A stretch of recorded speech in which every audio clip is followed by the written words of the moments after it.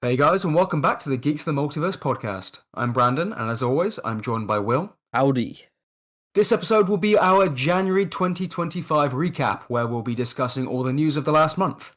So, join us for a Creature Commandos review, a DCU News Roundup, no more Sony Marvel movies, a Daredevil trailer breakdown and discussion, new Star Wars movie news, and some news on the Switch 2 reveal.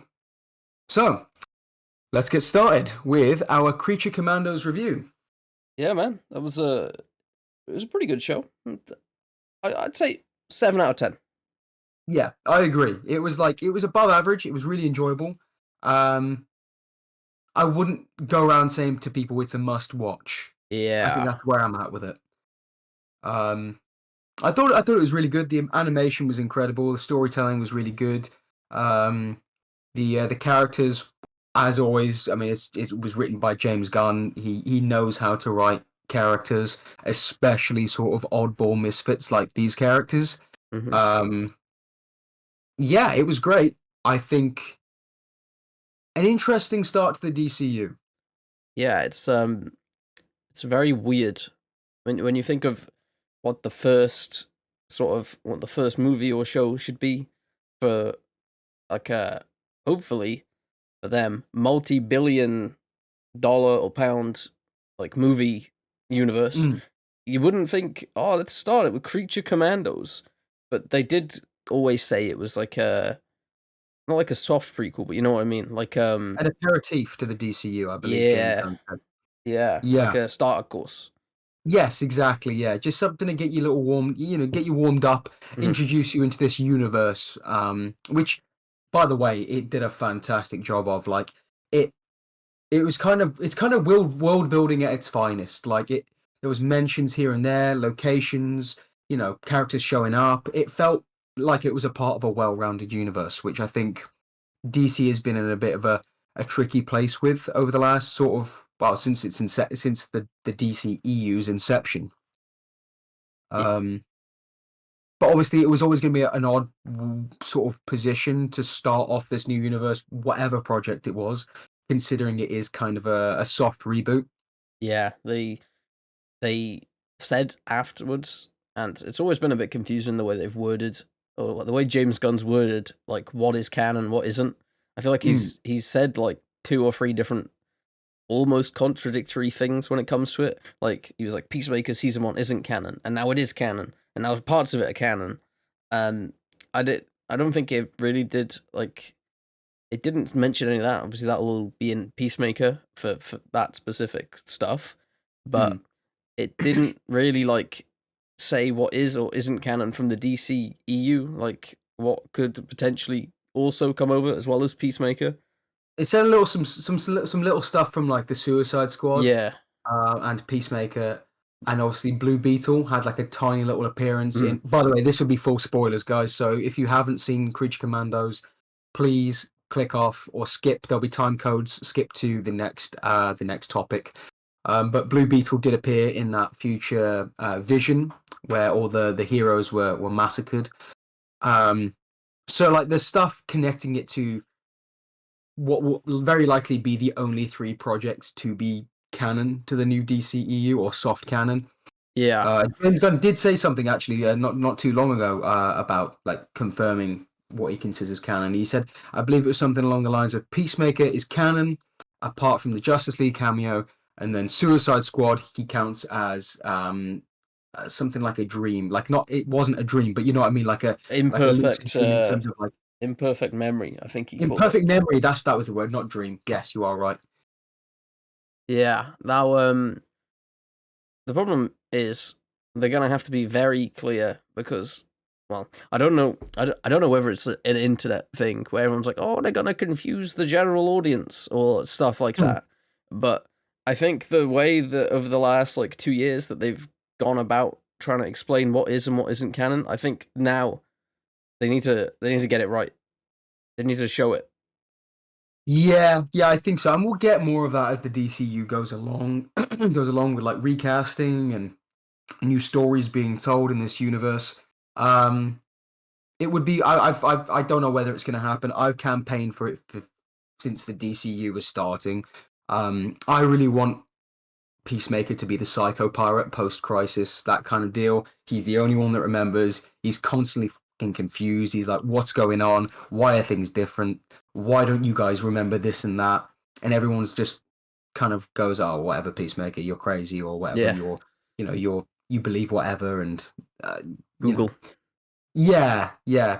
I think that would be really funny, and I think that'd be a great way of sort of like kind of a point of view character for the audience for the new DCEU as we sort of go into things, and as things might crop up that an audience might think would be contradictory that aren't, because it's obviously a new continuity. Yeah, of course. But anyway, yeah, Creature Commandos. The animation was, I mean, it was good. really. I really enjoyed it. I mean, there was some really great stuff in there. Very silly little show. It's a goofy little show. It really is. I think that's the best way to sum it up. There was a lot of like uber violence, a lot of sort of sexual stuff as well. Well, a little bit of sexual stuff. A little bit. Which people are sort of a bit torn on in the internet. I think they're not used to it in superhero stuff. That's it's kind of one of those where it's just like, get over it, man. I think there's an astonishing lack of sex in the MCU. I'm not saying every movie needs a sex scene, but it kind of feels like nobody's fucking in that universe. But it's kind of nice that we're allowed to explore these very real world things in this new universe, which is really cool. Well, it's a thing in the comics that happens. Yeah. But I feel like a lot of the TV shows and movies of both Marvel and DC have actively tried to avoid. And now this show obviously it depends on the rating, like the ratings as well, doesn't it? Obviously, you're not going to put it in the in Superman. Jesus Christ. Comes out of the film, fucking hell, man. It was a great film, but there was that one between Lois and Clark went on for way too long. I took my mum to that film. Jesus. Yeah. Obviously, it depends on that, but it's something that happens in the comics that they've never really spoke about. No. Eternals, I think, is probably the only MCU thing that has anything like that. I think it's the only one. Apart from like innuendos. Yeah, there's innuendos, and there's that thing in like No Way Home where like Happy and May walk in on Peter and MJ. And oh god! Yeah, but happened. This is the sort of the first. This is one of the only examples of actual sex scenes in superhero live action and animated media. Yeah. And then there's a lot of sort of gore and blood when it comes to like the action sequences. I mean, Christ on a bike. Anytime Dr. Phosphorus is involved in any altercation, it's insane. He just puts his hand through someone, like their face is gone. I love it. I think it's brilliant. I mean, it's very in tune with let's say like the opening sort of battle sequence of the Suicide Squad, like just people getting torn a new one.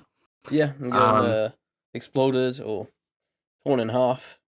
Yeah, and I mean it's great. It really is. It's so much fun. I mean, it may not be. It's one of those where you got to kind of judge it on whether it's your kind of thing or not. If you're hearing this and you go, oh well, maybe it's not for me, then that's cool. But I had a good time with it. I thought it was really great fun. I think if you are looking to like try and start watching it, and I think you should watch the first 2 episodes. I don't think the first episode is such a great introduction as that you need to watch both of them. 100%. Because I think that's probably why they dropped them both. Yeah, they did, didn't they? Yeah. So they work like a 2-parter. Obviously, the whole show is it's not episodic, let's just say. They're all the episodes like flow into another. It's not an episodic show, but it's like the first 2. I think the first one is very much like a setup episode. It sets up sort of the premise for the show, but not a lot really happens. It's more just showing you all the characters and whatnot. But then as the show goes on, all of the episodes have little flashback not even little flashback sequences. It's like half the episodes. They are flashbacks to the characters' like pasts, and it's in every episode. So Yeah, every episode explores a new character. yeah, as a different team member has their basically every episode is dedicated to that team member, and it what happens in the future links back to what happened in the past, and it's literally in every episode. And I don't Yeah. know if people, I don't know if that's gonna help like deter people away from it because it's repetitive, kind of.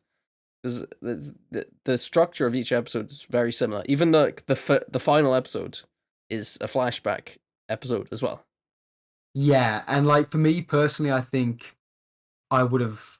I think that the final episode would have benefited from being a two-parter. Mm-hmm. I think you could have done all that Nina Mazursky backstory stuff and kind of furthered the sort of the present day plot a little bit, and then the final episode should have been all in present day. Yeah. And perhaps kind of explored some of the unanswered questions that we're left with. I mean, I don't know. I don't know if that could well be intentional. James Probably. Gunn There is a second probably season. wants to. Yeah, exactly. He probably wants to explore that sort of stuff in the second season and in the future of the DCU and stuff like that. I just think I personally think it would have benefited from a few questions being answered. Mm-hmm. It didn't feel like Because it felt, a finale to me. yeah, it felt a little bit unsatisfying. Like it was enjoyable, even the finale. It was enjoyable, but I didn't feel complete by the end of it. I think the episode only being like 25 minutes long, that also really didn't help at all because that is a lot of stuff to fit into one episode. You've got to do the Nina backstory stuff, and then you've got to get back to the actual plot, and then you've got to wrap the whole show up or the whole season up. Yeah. And then they also have a little like teaserish kind of thing for the next season as well. That's a lot. Yeah. That's a lot of content to pack into one episode, and I think It's that ambitious, but I mean, it's kind of that's the episode of a lot of animated mm, media, isn't it? yeah, they do. I don't know. I don't know whether it's like people don't want to watch animated stuff so much as live action, and I don't know what it is. I don't get it. No, me neither. People sort of see it as lesser or made for kids, And for and kids, it's yeah, a real, even if it's an adult thing, it's a real shame. yeah, And it's one of those where only in very few cases does it sort of break out of that cultural stigma. yeah, I guess the like, Spider-Verse movies are yeah. a case of that. They do pretty well. I think a lot But of people yeah, like harken it back to like Saturday morning cartoons. And they always yes, they yeah, think, oh look, it's Spider-Man. Oh, he's animated. I remember that when I was a kid. But you can tell with other shows, right? Like look at Rick and Morty. That's animated, right? A yeah, lot of people watch that. yeah. I think that because it doesn't remind them of the Saturday morning cartoons. True, very true. Yeah, I think this is the thing. It's annoying that a show has to be labeled as adult and have adult themes and content for adults to even consider watching it Yeah. unless they have kids. It's annoying, but it's one of those. But best believe there is. Maybe you don't want to sit your kid in front of the TV with their bowl of cereal to watch this one. Yeah. They're not gonna be not gonna be watching many DC things, I don't think, after if they watch this as their first thing. Not that it's not good, but maybe don't Mm. pick your audience carefully. Gonna be big But Weasel yeah, fans. I mean that is yeah. I kind of do you want to do favorite episodes because I think the Weasel one's up there for me. No, I think the GI robot. I love that guy. Ah, gee, that was a good episode to be fair. That was a But good guy. Still a good guy. yeah, still a good He's guy. back. Yeah, he came back. Yeah, there's a lot.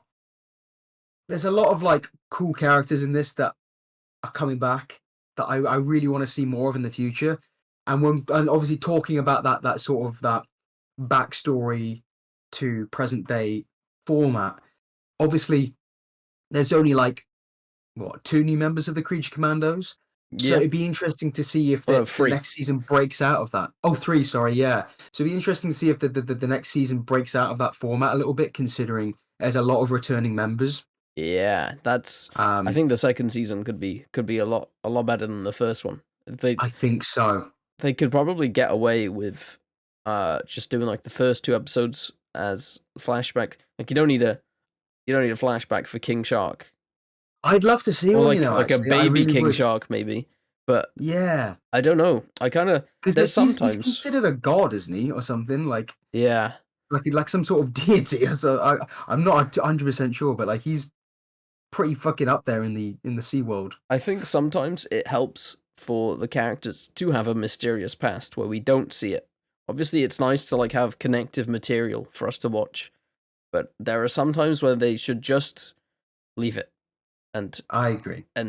leave it. Either they could have it as like a running joke, like what the hell, where did this guy come from, or they can just literally just leave it, like oh this happened, cool. Yeah, classic Han Solo thing. You Yeah, don't need an origin story. But then equally, you you got get one. characters like Weasel, where it's like, oh fuck, I didn't know I needed one, but Yeah, that's I'm true. so glad I have it now. That's true. Um, I don't doubt that they so wouldn't be good, but it's more about like the actual like the future of the storytelling that I think it would yeah, actively harm more if they didn't just leave stuff alone sometimes. yes, and especially give a little bit more time to things like I don't know, like the main plot, like the Yeah, whole princess thing. that was Who, very very where did she rushed meet Gorilla sometimes. Grodd? Where did she meet Clayface? What's happening? Uh, Yeah, they what happened to Rick Flag Sr. by the end of that show? Why is he the leader of Argus by the time we next see him in Superman?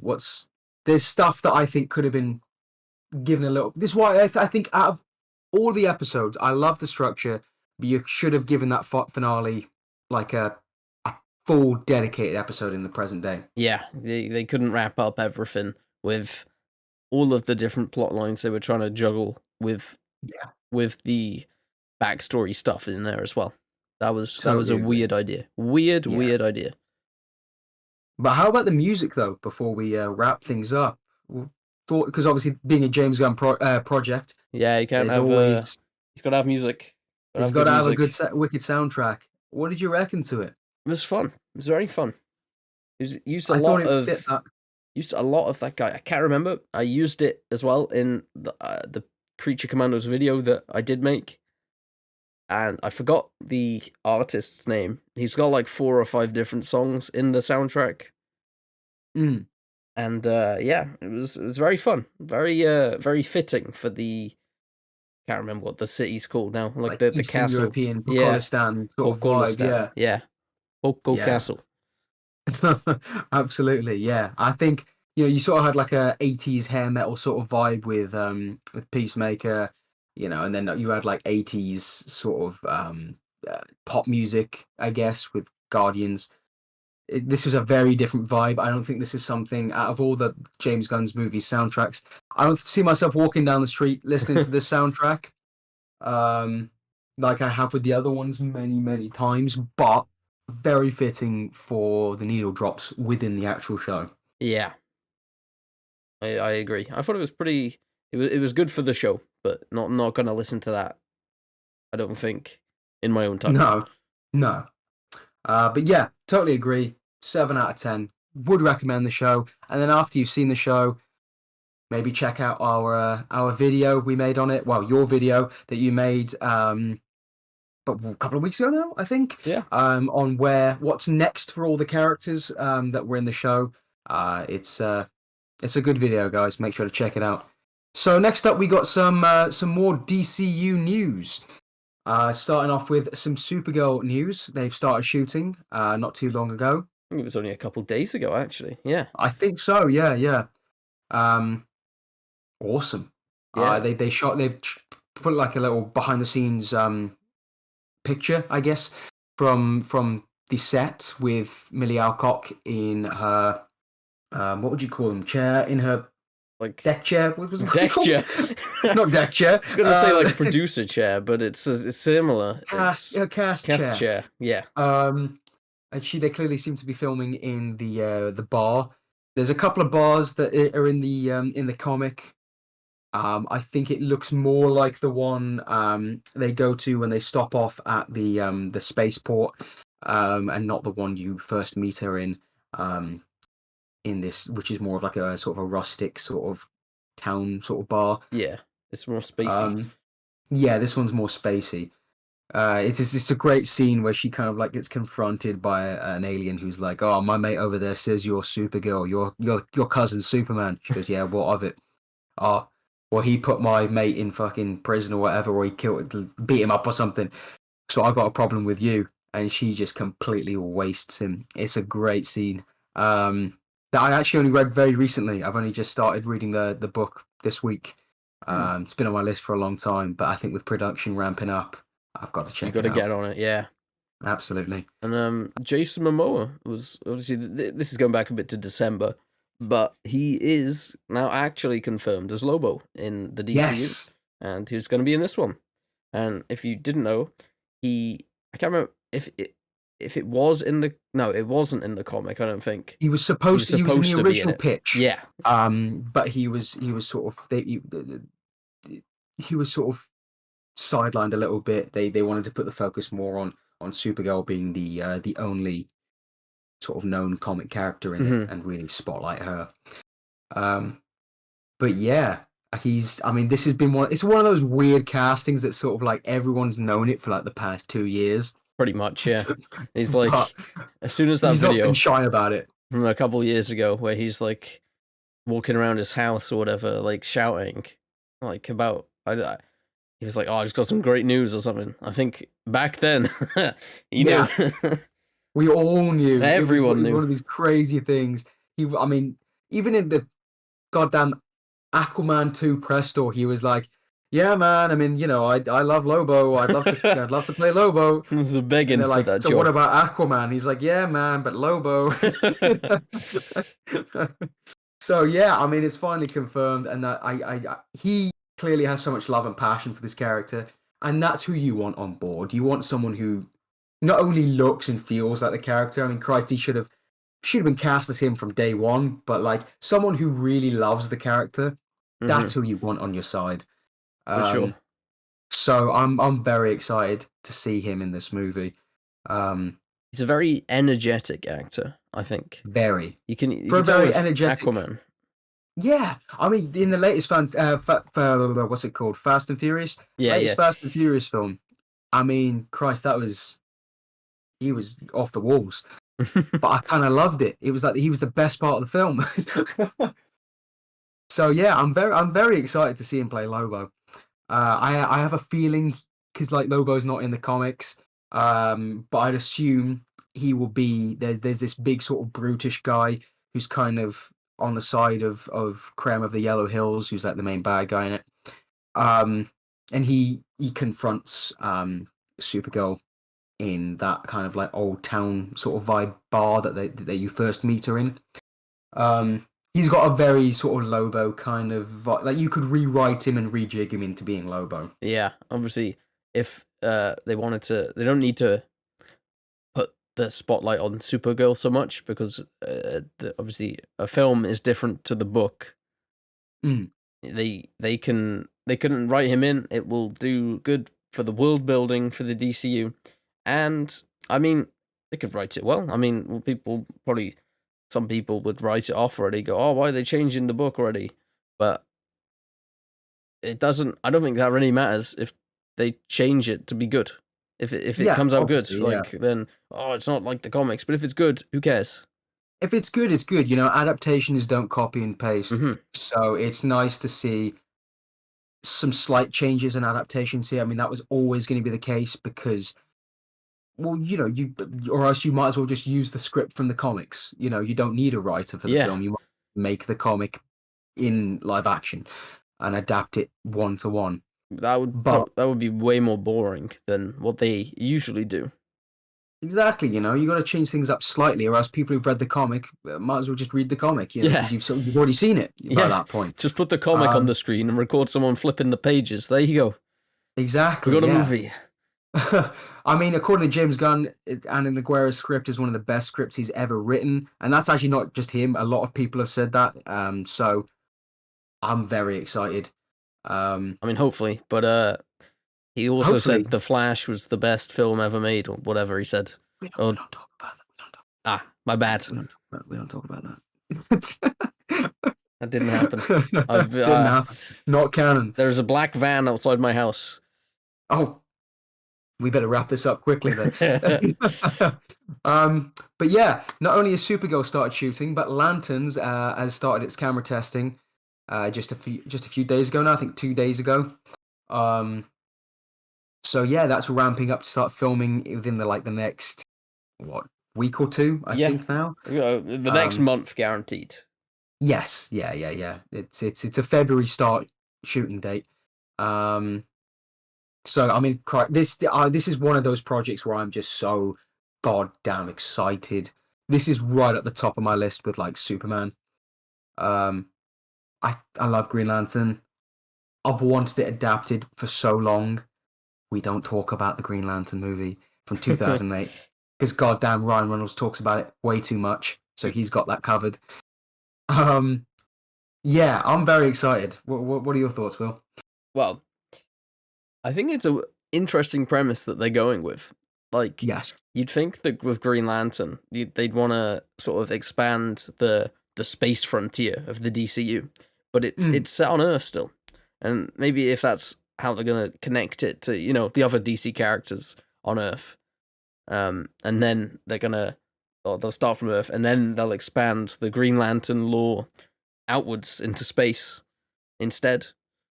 Obviously, it already all exists, but it's like they don't explore it so much. And then this is only the first Green Lantern centric project, hopefully, in the DCU. And the next ones this will probably be the only one set on Earth. But I find it weird that this is how they're introducing, like, most of the people that will watch the show probably haven't seen anything Green Lantern before. And this is how they're introducing the world to, the big budget Green Lantern show, and it's all set in America.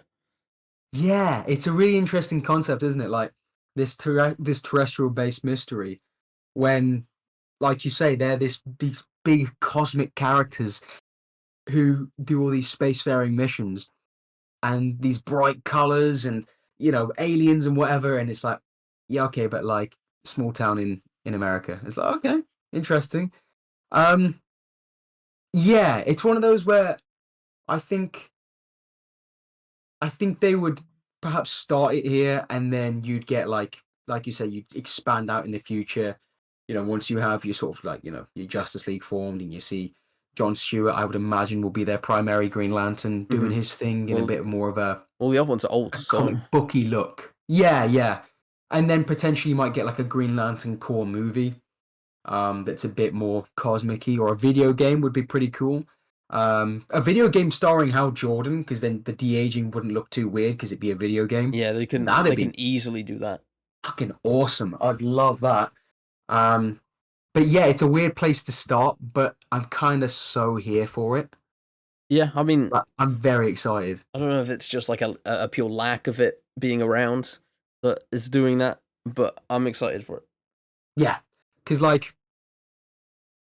to have the two sort of main Green Lanterns doing a little buddy cop thing, I mean, that's fantastic. I can imagine my hopes for the series are at least you start on Oa and you start in space, kind of like how Bumblebee did it.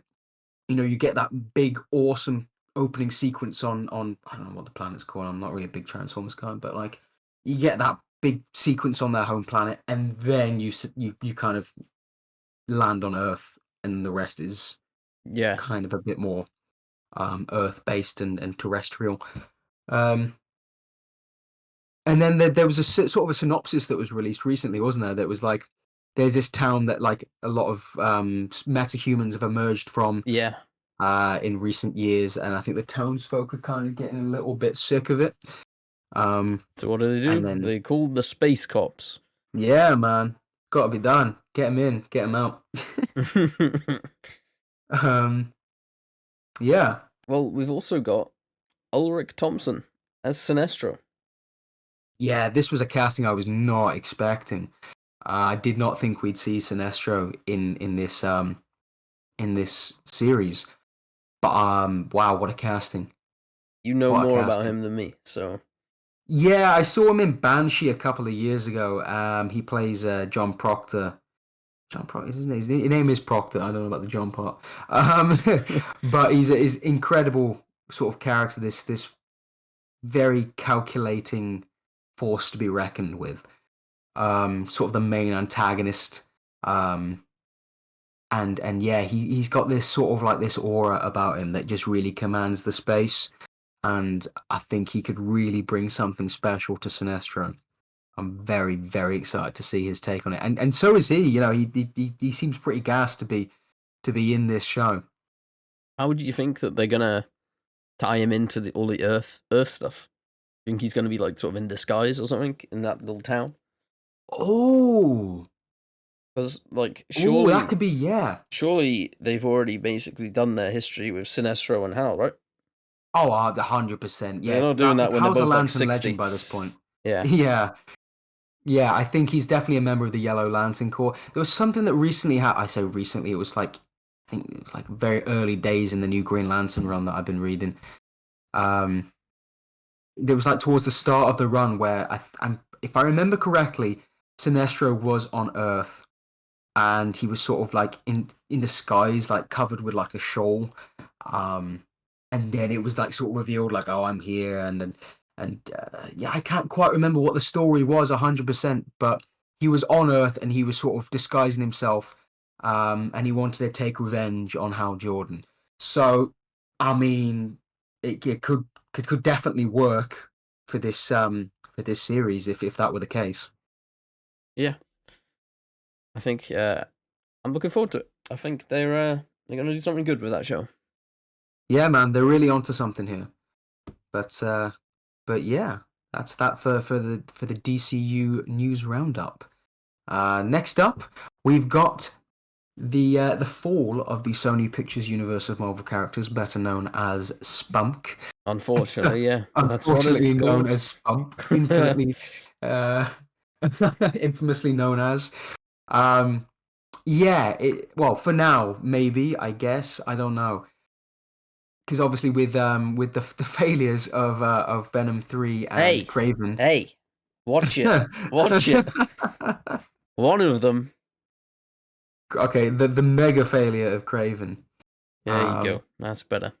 Sony is kind of looking to move away from these standalone villain films and potentially reworking into some perhaps more Spider-Verse based stuff. And I'm not talking about the animated movies. I'm talking more like what they're doing with Nick Cage currently with the live action Spider-Man Noir show. Stuff like that, which like I've been saying for the longest time, you got Infinite Spider-Man, Yeah, use and them. like it's not just like, oh, let's bring back Andrew or Toby. Don't do just like, oh, another generic Peter Parker. Like the Spider Verse is crazy. Yeah, there's so Do much. crazy stuff. Like just go balls to the wall. Do a 2099 Blade Runner type movie. Do a noir style noir movie. Do a I don't even know what else, man. Do crazy shit. Just don't two villain The films the without Spider-Man. the Spider Ham animated Disney style show. Yeah, like a Mickey Mouse shorts type Yeah. of deal. Like that would be amazing. Is that Like Silk show still a thing? no, Oh, that's long dead. But I Jesus. wouldn't be surprised if they tried to bring it back. Was that also a silver and black and silver? Was that not Yeah, also a Silver and thing? Black is also I think currently either on hold indefinitely or dead in the water. But that's the one they seem to keep trying to bring back over the past like what fucking 7 years now. Yeah, Um, they got like 5 yeah, scripts and they're just gonna keep trying to get them made over and over again. yeah, man. But I mean, fuck, can you bring up the numbers on Craven in terms of box office versus budget? I will Because have a that look. movie did not do well, and you know what? I saw it; it was not great. Um, was it Uh, better? Well, it was. I don't even think it was better than Morbius. Jesus, it made $61 million worldwide. On a what budget? I don't. I haven't got the budget yet. Um, Okay. budget. Budget is 110 to 130 million. Christ, man. That's And fucked. that also doesn't include all the marketing and stuff as well. Yeah, exactly. That's the thing. So you have to add a little bit extra in there for that. Oh man, that's fucking crazy. I mean, yeah, no wonder they're rethinking things. Like, you would have thought they'd do it after, like, Morbius, but for some reason, they kept on. the world managed to trick them into thinking people liked that movie. They just re-released they made it. fun of it. They re-released it, and no one went and watched it. But yeah, man. The wildest thing is finding out the reports recently is that they were never prohibited from using Spider-Man. Yeah, they just didn't. All this time, they could have. It would have made it infinitely more interesting if you did these perspectives of the villain, where Spider-Man is the villain, Spider-Man's their villain. Like, Yeah, that would be infinitely more interesting. it would. Like, But I can kind of understand why, because you don't want to portray to people Spider-Man like, the big childhood icon. You don't want to portray him. Oh, he could be the bad guy, even though that's obviously true. Yeah, I guess. it would. You'd have to have people smart enough watching the film to understand that. Oh yeah, this is from the villain's perspective. Of course, Spider-Man isn't going to be portrayed like the other films where he's the protagonist. You're following him. You're following his life. He's not going to be portrayed the same way as that. Yeah, in a villain in a movie about the villains. But yeah, I don't know. It is truly astonishing to me that we've gotten this far with this this universe. What is it, like, and it's 6 films? 6 films. Yeah, I mean, I don't even think Sony counts Madam Web as canon to that universe. But I don't think they know what that is, actually. I don't think no, they realized they made it. I don't even think they saw the film. They can't have, right? Surely. No. I actually think there's got to be an element of, like, money laundering or some sort of weird thing going on with these films, because there's no way that they just kept trying to make them after the only ones that made money is Venom, because people know Venom from Spider-Man. No one knows who Madam Web is. It does big in China, Venom films. Yeah. No one knows who Madam Web is. No one knows who Craven is. People still don't know who Madam Web is, and they made a whole movie about her, Will. Yeah.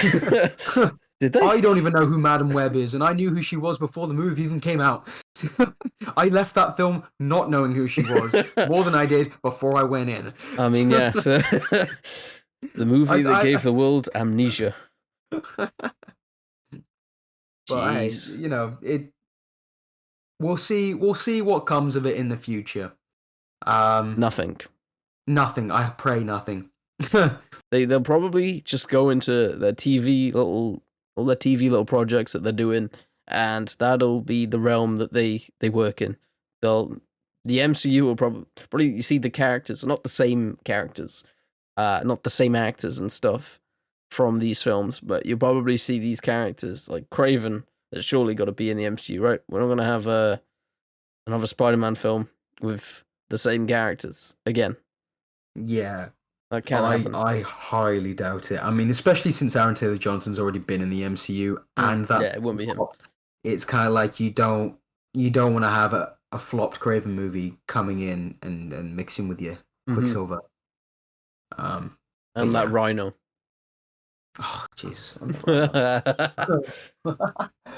But on the talk of Marvel, perhaps to a slightly more fruitful universe, Daredevil Born Again. The trailer released 3 weeks ago now? 2.5, yeah. I mean, it looks incredible. I'm so glad that they managed to rework the old canon in. It never should have been in question, but I'm so glad that we're finally continuing the stories of these characters. Where are you on the trailer, Will? See, I don't want to. I think it looks good, but there's something that bugs me. I don't know what it is, and obviously they weren't going to do it the same as the original show, but it doesn't look visually as good as the original show, and I don't want to be nitpicky about it because like that's kind of sad, but I don't know what it is. It seems very all these Disney Plus shows. I don't know what it is, but when I watched them or when I've seen the trailers for them, they all look like fuzzy. Like the cameras always look weird, and I don't know what it is. It's all of the Disney Plus shows. Like the look of them, it just doesn't look as like clean or not even clean. I think it looks too clean sometimes. like the original Daredevil show was very grimy, and the contrast of the show was really nice, and the Mm. colors were really nice. And with this one, it looks better than the other Disney Plus shows, but it looks weird, and I don't know. I think it's a me thing because I've seen a few people say it online. Yeah, but I think you're not saying though, and what you're not doing is what a lot of people have been doing online, especially on Twitter, is taking like 4 screenshots of the best shots in 3 seasons of this entire show Yeah. and comparing it to 4 shots from this 2-minute trailer. Yeah. Like that's not what we're doing here. That's not. I'm sure that's not what you're doing. So before No, we get any comments about just that, the like whole that's, trailer. I'm talking about. I don't know what it is. The cameras. I don't know. I think it looks. I think it looks good. Like obviously, we haven't seen this is very small amount of a whole show.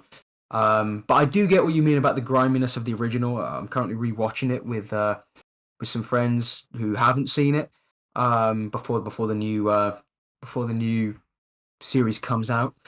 And yeah, it had a very specific look to it. It had a very like the color grading, the high contrast, a lot of like use of like red and yellow and green lighting. Like I get what you're saying though. I definitely I see what you mean. I like compare the scenes from that trailer at nighttime. They're very very bright. It doesn't really look like nighttime to me sometimes. And then you compare the original show where there's scenes when they're at night and the whole obviously people go, "Oh, but I can't see anything." But it looks really dark and the lighting on the characters was really nice. And in the trailer for this one, all the nighttime stuff, it looked like they just had a massive light just blaring down at them. Yeah. Like the dark scenes I guess. they didn't look cool like the original show made them look. And that was Fair one enough. of I like mean, the things I really liked about the original show. it's interesting though because dark obviously it was. it's a whole different studio making it. It's entirely different showrunners and Yeah. writers and directors. It's a whole new team. I mean, it was going to be a whole new show, not even connected to the last one. But thankfully, they managed to rework some stuff and pull it around. Speaking of which, Foggy's dead, right? Like, He's dead. Yeah, he's let's dead. just put that one out there. I think there's going to be a whole thing of like, oh, because obviously Bullseye, I'm pretty sure, is the one who shot Karen Page in the comics. There's like a whole thing. They're going to little bait and switch it. They're going to kill Foggy, and I will forever be sad. Rip Foggy Bear. Because like it obviously it's the thing that makes the most sense with the whole rework. Because originally they were going to pick up with the show, and it would have been revealed that Karen and Foggy died off screen in between whatever the fuck. So it was nice that they managed to bring them back, but oh man, I don't want my boy to die. Especially since I'm rewatching it, I'm like, oh, God, I love this guy, man. He's great. He's so good. Yeah. Eats up every scene. To be fair, it could also be a schedule thing as well that they've sort of been forced into doing it. It could well be, to be honest. Yeah, and this is the thing. Like for years, there was talk about, well, fuck, man. I mean, how do we even continue this stuff if Marvel wanted to? People have signed on to different shows and got whole new schedules that couldn't possibly fit around continuations. But yeah, it's really sad, man. But it's nice to have these characters back. It's nice to see Karen and Foggy and Bullseye and Matt and Fisk and all of them lot make a return. Yeah, I think it'll be a good show. It'd be good, yeah. And we got some new stuff coming along our way as well. You know, White Tiger, Muse, who are like pretty cool characters in the comics. Punisher's coming back as well. Yeah. Like, yeah, I think I'm really excited for the show. I'll be there day one, and perhaps do a little review on the channel. Yeah, I'm hyped. Speaking of Marvel stuff, actually, not a topic in itself, but I have just I know you haven't. I've just seen the new Spider-Man show. Really good, man. Really good. Isn't Daredevil in that at some point? He is, yeah. Charlie Cox is returning as Daredevil. There's an episode, I think it's like episode 6 or 7 or whatever. Yeah, it's a solid show, man. I highly recommend to anyone listening. Like, it's really good.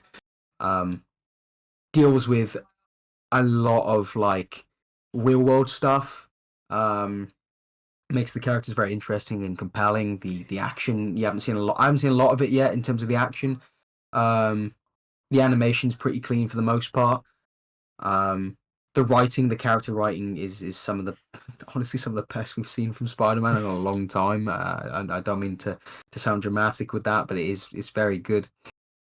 Yeah, highly recommend. Highly recommend. Nice. Well, if that sounds interesting to anyone still watching or listening, I guess, go check it out. It's on Disney Plus. Oh, nice. Are we sponsored? No, but the black vans have left. Oh, that's good. That's nice. Do you reckon if we keep talking about Disney, they might pay us? Hopefully. What else is Disney? Star What was that? Wars. There we Yes. go. Yes, we got some news this week in regards to 2 future films. Now, one of them is that Ryan Gosling is reportedly in discussions to star in an upcoming Star Wars film directed by Sean Levy. That's how you say it? Levi? I think so. Levy? Levi? Yeah, I don't know. Sean Levy. Sean Sean- Levy, I think. I think it's Levy. Yeah. Yeah. So that's really weird to me. That is weird. Ryan Gosling, Star Wars. He's got to be a Han Solo guy, right? He is Han that's Solo. They're making that's him his Han Solo. Like he's got to be that kind of character, surely. They're just gonna make Drive, but with Star Wars. So he's just flying a spaceship instead of a car. Oh, God, I'd be so down for that. Like, the thing is, are they gonna do like the stereotypical like Ryan Gosling character, like the memes, or do you think he's gonna like in Barbie, where he's gonna be like a completely different thing? I mean, that was a little bit stereotypical as well. I think that A little bit, further but perpetuated the "he is literally me" or "I am literally him" meme. I think it's the singing that makes me think it's different. Yeah, I guess. I think with Sean Levy directing, I think I can kind of gather the tone and the style of this film. And I think Ryan Gosling plays very well into that wheelhouse. Mm-hmm. I mean, you only have to look at. I mean, Sean Levy basically already did a Star Wars movie. My dad's Ryan Reynolds, and he's a Star Wars man, and we're gonna do a big Star War. The big Star Wars, yeah. But then also, he's not my dad. He's me. I think. I don't know. It was a good film, I think. But Was that the Adam Project? Adam Project, yeah, that was the one. I did not watch that. It was actually pretty good. Yeah, I'm not gonna lie. It came on the pandemic, didn't it, or just after? I think it was 2021 I think it was, or I think it was just after. I think it was just after. I think. Fuck, I don't know. That whole time's like a blur. Yeah, pretty much. But yeah, I think that's interesting. He's not a Jedi, surely, right? I mean, he could be. Like, I'm not saying he hasn't got the acting chops for it, but it's a weird image to try and visualize, right? yeah, he's got. I mean, I think I'm pretty certain Sean Levy plus Ryan Gosling equals a very certain type of film and character. I think we're gonna get sort of a comedic kind of bounty hunter, maybe like an old Jedi who's sort of like a disgraced Jedi or something. I don't know, man. Yeah. I think that's the kind of vibe we're getting.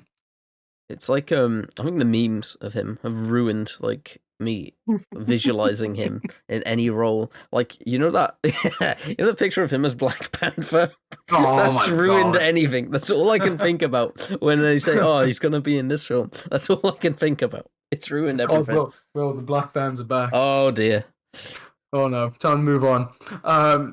Another Star Wars film is the sort of the Dawn of the Jedi film. James Mangold, he's directing that. He said recently in an interview that he's eyeing to start shooting that in December.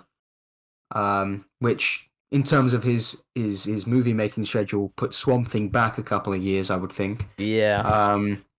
But I'm very excited. That's probably my most excited of the three we'll be talking about in this segment. Yeah, for sure. I mean, it's the only one that apart from Ryan Gosling Star Wars, it's the only one that sounds sort of interesting to me. That's doing something new. Yeah. Yeah, for once they're not exploring the same like 10 years of lore. Oh, that classic 5 years after Return of the Jedi. Yeah, or between the two, between Yeah. the two trilogies.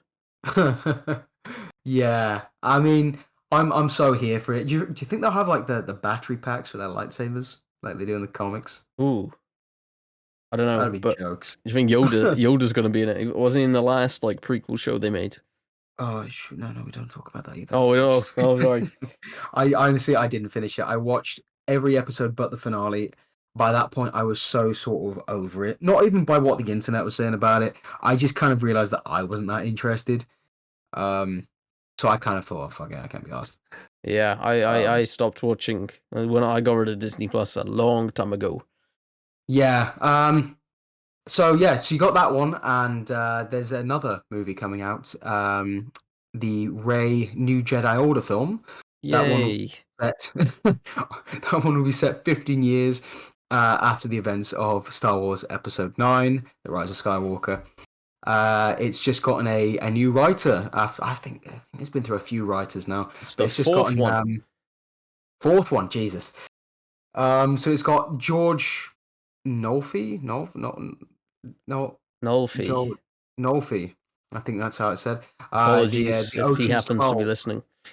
Oh, Or he is. any of the people we might have butchered the names of in this. They're all listening. Every one of them. Brian Gosling, Yay! Sean Levy, This George is great Nolfi. news. They're all listening, man. That's great They're all news. listening. Yeah, man. And we got that sponsored section. So he is the Ocean's 12 writer. My least favorite of the original Ocean's trilogy. I'm indifferent on this film and its entire concept. I don't need it. I do not need it.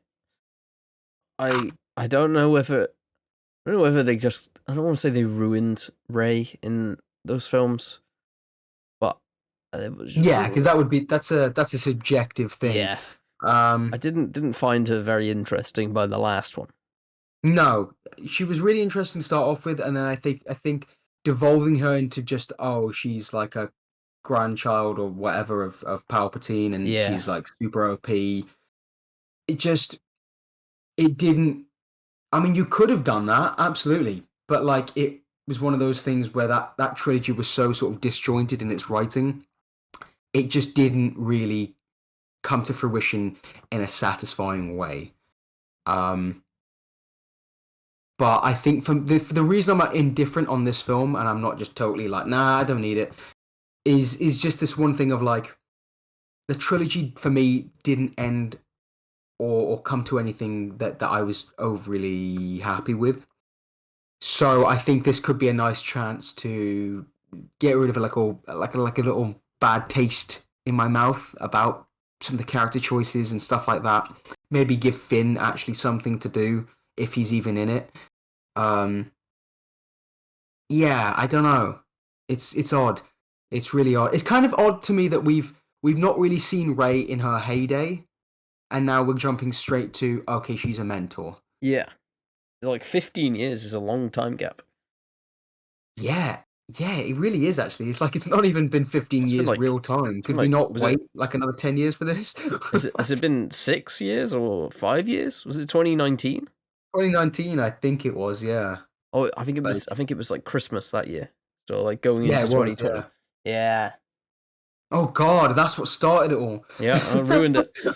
Oh fuck. Well, to me, I don't know. It sounds more like a idea that they'd usually turn into like a Disney Plus show. Like this film, to me, it gives me the vibes of Monsters Inc. That Disney Plus show they made. I don't know. Monsters at Work. This is Monsters at Work Star Wars edition. Like it's like the sequel where they're gonna do a little exploration of what actually happened. What actually happened afterwards. I don't know. I don't know what to think about it. I don't really like the character of Rey that much by the last film, so I don't know if I'm gonna go see this when it comes out. If there's not some big groundbreaking news or the trailer whenever it actually releases in a couple of years probably. They've got to do something to hook me on this film. Mm. Yeah, well, I think that's the thing. Like with these films, with all of these films that we've mentioned, like it's totally up to how they look once they sort of coming together a bit more. Hmm. Maybe Ryan Gosling's in this one too. Who knows? Maybe he is. Maybe he is. Also, I think there's probably like that Dave Filoni kind of Heir to the Empire film. That's probably on the back burner as well. Is that's not the Mandalorian movie, is it? No, it's not. Another, which is a How many wild are film. there? I cannot believe we're actually getting a Mando film. Considering we just got 3 seasons of a TV show. But yeah, Star Wars is kind of up in the air for me at the minute. There's some stuff I'm excited for. I like Ahsoka, but that's mainly because I'm a huge Rebels fan. And yeah, I'm looking forward to like what comes of this sort of like Heir to the Empire 5 years after the Return of the Jedi kind of little series of events. But all in all, just give it a little bit of a break, I think. I think Yeah, people are like a little bit bored of it. Like Star Wars used to feel like an event, like, oh, every 2 years, here we go, yeah. new film. There'd be a big And then they kind of break. like, then they break and you build anticipation. There's no anticipation, I think, at the minute, and that's what's really gonna be make or break for these films. When But it would be is the first time a Star Wars movie has come out, whichever one comes out first, since Episode 9. So, you know. yeah. Maybe they are gonna. Well, by the time this film comes out, obviously it's now 6 years. So let's say it comes out in 4 years. Do you think that's? Well, they got to write the film first, so maybe 4 years. Yeah, There'll I be feel like that's that might be a bit too long. yeah. 3 or 4 years. That's nearly I think 10 3 years. years. Yeah, yeah, That's about. Well, yeah. Let's say it's in three. Comes out in 3 years. It'll probably come out at Christmas. Star Wars films usually come out around Christmas. mm-hmm. Or at least the last ones all did. So let's say that.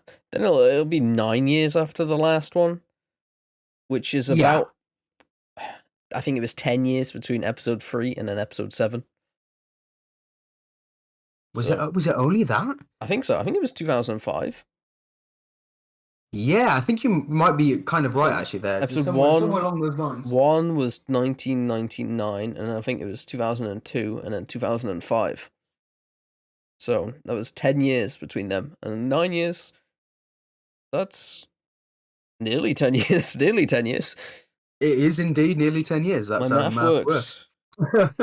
But what I will say though is that the only television series we had in between those two was Clone Wars, and then maybe Rebels, I think, came out just before. Yeah, there was probably yeah, Rebels was like 2014, I think. Yeah, whereas Was it? now we've got like 2 series every year, Yeah, and we've also all got the the live Mando movie action, coming out next year. animation, live action. They got the spin-offs of spin-offs of spin-offs. Got everything. Yeah, I think people are a little sick of Star Wars, so maybe I don't know. I don't know. I'm excited, but then I don't know. It's just overexposure that it's not helping them, because obviously they want to make money, and people will initially start going and watch this stuff and then get burnt out, and then they don't acclimatize to people getting burned out by it, and they just keep pumping out more stuff, and then less and less people watch as it goes along, and that's how we are here now. Yeah.